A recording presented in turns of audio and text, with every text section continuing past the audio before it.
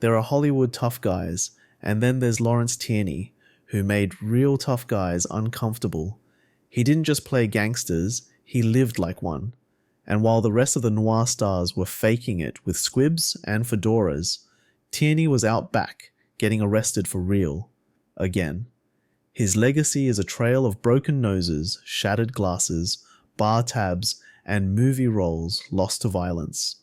He made one unforgettable appearance on Seinfeld in 1991, and by the time the episode wrapped, the cast had one demand: never bring him back. Chapter 1, Dillinger, was just the beginning. Lawrence Tierney was born in Brooklyn in 1919.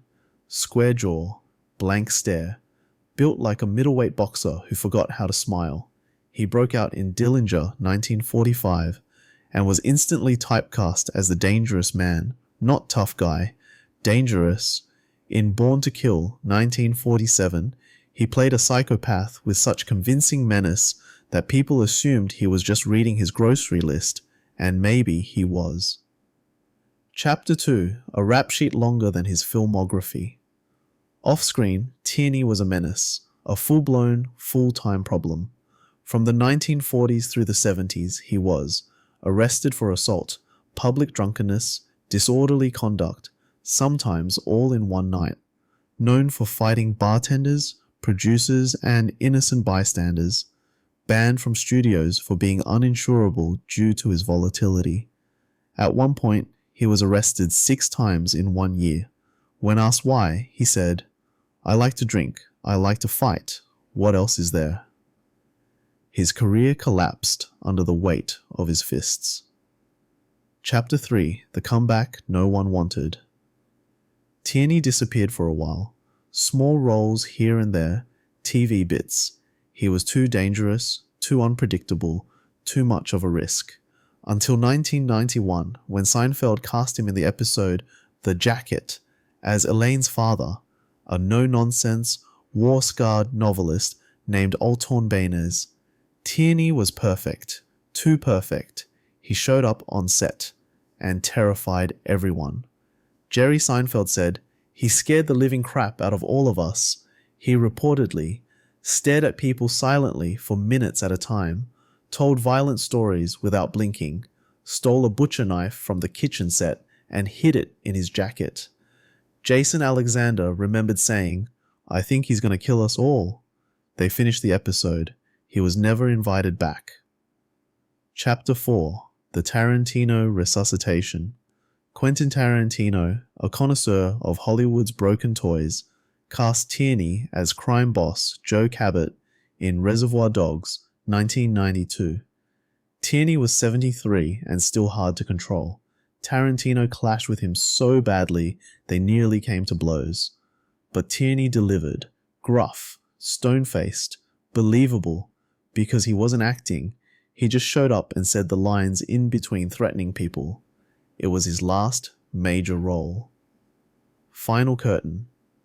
Lawrence Tierney died in 2002 at age 82. He left behind a legacy of performances so raw, they made noir feel like a documentary. No awards, no walk of fame, just stories. The kind you tell with a drink in hand and one eye on the door. He never pretended to be a tough guy, he was one. And if the cast of Seinfeld says they were scared, you better believe it. Love you, mean it. Just like in old Hollywood. But wait, there's more.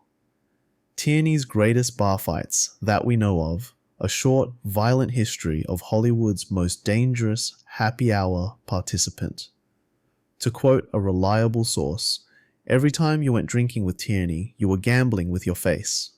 An anonymous stuntman probably. Number 1, the Brown Derby Blitz, 1945. Fresh off his Dillinger breakout, Tierney got tossed from the legendary Brown Derby for starting an altercation over a drink order. Reports say he threw a stool, and then a waiter. Charges were dropped, probably out of fear. Number 2, the Flamingo Fiasco, 1949. While in Vegas promoting a film, Tierney allegedly punched a casino host who asked him to put out his cigar. Police were called. Tierney reportedly responded, I don't do polite. Number 3, Paramount vs. Tierney, 1951. After arriving to a table read, visibly intoxicated, he threw a glass ashtray at a junior executive who suggested he take 5. He was escorted off the lot by security and blacklisted by the studio for nearly a decade. Number 4, Barney's Beanery Blowout, 1960.